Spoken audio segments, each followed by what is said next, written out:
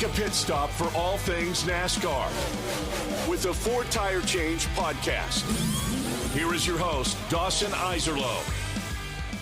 Welcome back in 4 Tire Change. We are back with Bristol Motor Speedway. What a race this was. It absolutely delivered. Dawson Iserlo with you, solo this time on ESPN Southwest Louisiana Sports Station.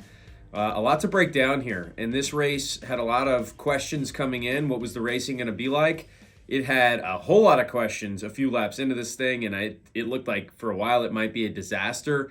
And yet in the end, I think it delivered one of the better Bristol races we've seen in a long time. So let's backtrack, go into the storylines coming into this thing. Bristol heading back to the concrete. This was, of course, the dirt race the last couple of years, the daytime spring Bristol race. And the return to the concrete, some people certainly super optimistic and happy that they were returning there. Some people a little bummed out that the dirt race was no longer. But the questions, what would the short track package bring? And then they kind of said, well, no, they're not going to run the full short track package. We talked about that last week with Chris Visaro.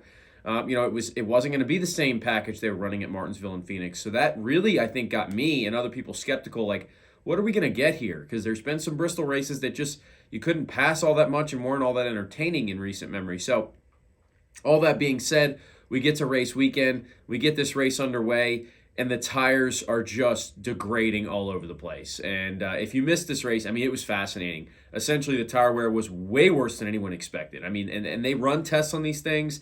You know, there were a lot of questions about how something like this could happen. I don't know a full answer for you on that, but this was surprising. And everybody was losing tires. You had guys, either having tires get blown, you having guys spin out. Once the tire wear set in on a run, you basically it was like a ticking time bomb. You knew somebody was going to wreck, and that became part of the strategy. And then you have guys coming on the radio, and apparently Goodyear saying, like, we don't think they're going to get through this race because they only had, I believe, 10 sets of tires for every car, and everybody's saying, look, there's no way we're getting through 500 laps with this many sets of tires. So from there, you start to see some differing strategies. And I know people brought up the Brickyard race back in, what was that, 08, where, it was just a tire disaster, right? And the tires were falling apart. They had to call mandatory cautions. And that was the real fear here. And, I was right there with them going, what are they going to do? Well, eventually they figured it out. The other thing I really loved about what happened is you ended up having 2 grooves of the racetrack working. They put the resin down. Some people were blaming the resin for the tire wear, but, there was wear wherever you were running. It didn't matter if you were running down in the resin because they only put that, of course, down in that bottom groove. But multiple grooves were working. You saw cars be able to get runs on the outside and the inside. That's what makes Bristol so great, right? So all that kind of played into this thing. And as this race unfolded, you started to see some real, differing strategies, which is what I liked a lot. And that's actually what I kind of wrote down there. Teams that were holding back a little bit. And the Gibbs cars, look, they were fast all day. A ton of cars. This had a record for lead changes, by the way. You had over 50 of them, most ever in a Bristol race, kind of shattered that record. So a lot of cars that were up at the front at various different points.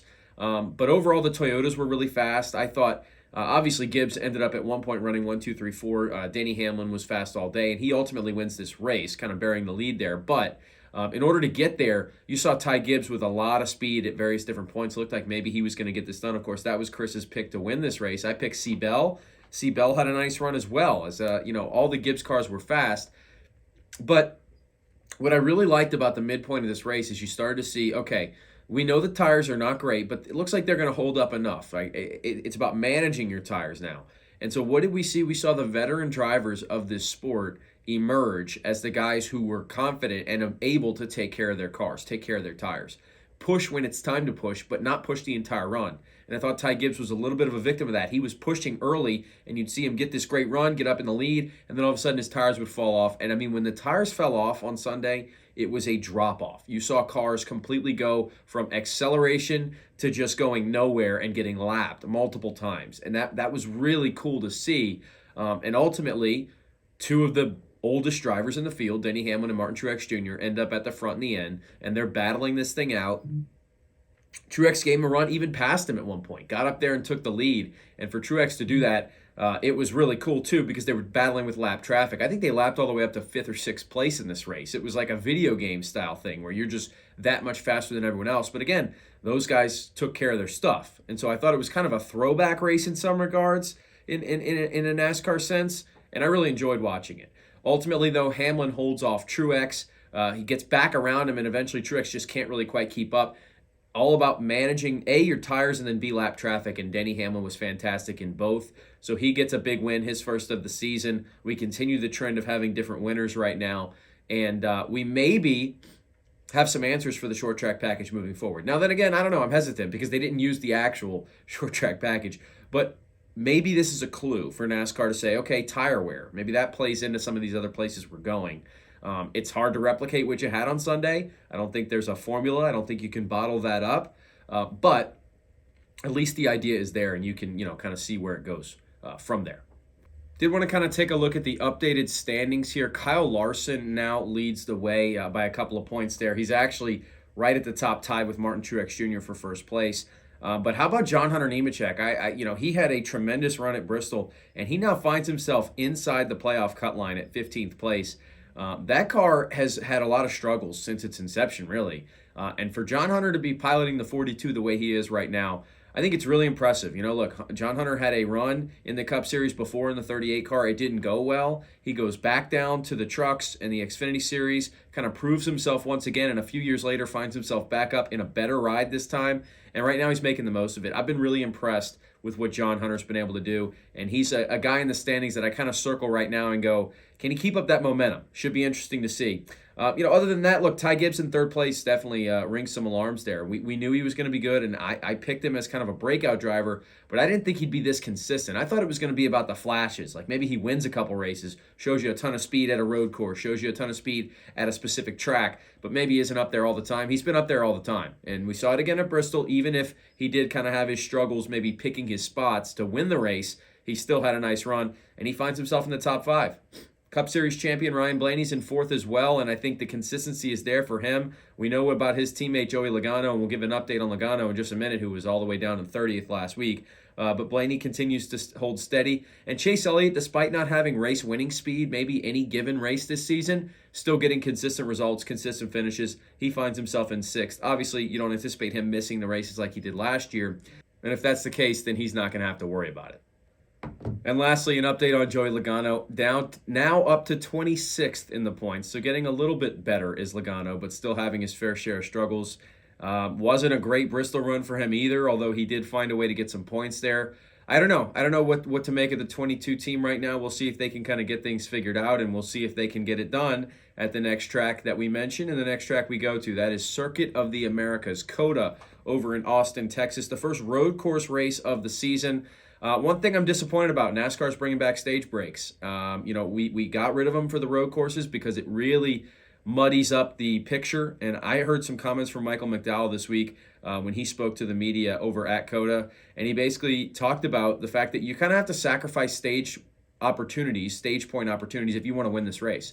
It's just going to cycle you back because guys are going to stay out and try and get their stage points. And the ones who stay out are then going to get cycled back when the guys who came in early then pit for track position, because they can pit before the stage ends, they come back out, and then when the stage ends, they stay out. Well, if you want to get stage points, you got to stay out. And so essentially you have to pick one or the other. And last year McDowell had a ton of great runs at the road courses because he didn't have to pick. He was able to, kind of have his cake and eat it too, so to speak, right? Stay out, but that's because he had one of the best cars, and I think that should be rewarded. So, it's disappointing to me. I know NASCAR has their reasons. Like, A, you get more commercial breaks. B, you get probably more exciting racing because you get more restarts. You don't have any, guaranteed cautions at these types of tracks, especially considering if there's a local incident, as long as nobody's caught up on the track, you can keep it green, even if somebody spins. So I understand why they do it, but I'm not a fan of it at all, and I wish they wouldn't. But we're not going to have stage break, or we are going to have stage breaks as opposed to last year when we didn't at the road courses. Obviously, last year, stage points were still handed out. It was just a matter of crossing the line and kind of a checkpoint system. Okay, that's your stage points are now given out based on how you cross the line on that given lap. But COTA's been fun. And look, the first year they went there, it was a rainy disaster. You'll remember that. That's the year where everybody was just piling into each other because nobody could see. They obviously have had better fortune weather-wise since then. And I think the racing's been pretty good there. Of the road courses, I'm a fan of it. It's now become a mainstay the last few years. And, for all intents and purposes, I'd be fine with it sticking around.